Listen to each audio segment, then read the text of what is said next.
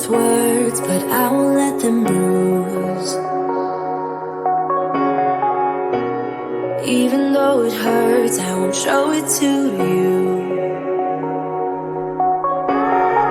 'Cause it will ricochet, I won't let it bite. I will look at you and tell you that I'm alright. Like a ricochet, it will come back to you.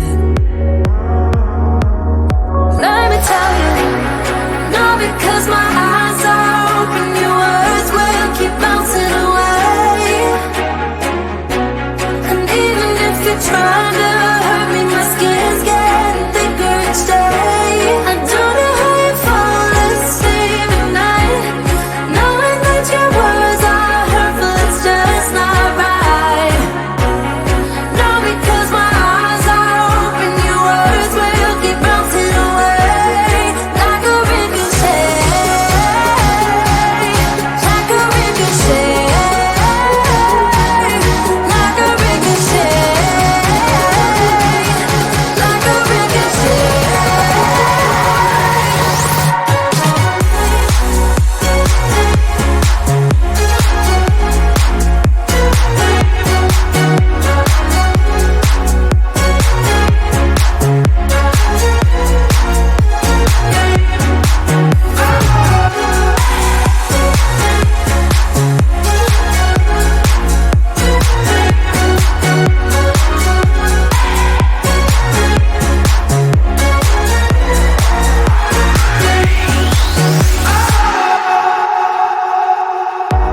I used to let it in, all the things you said.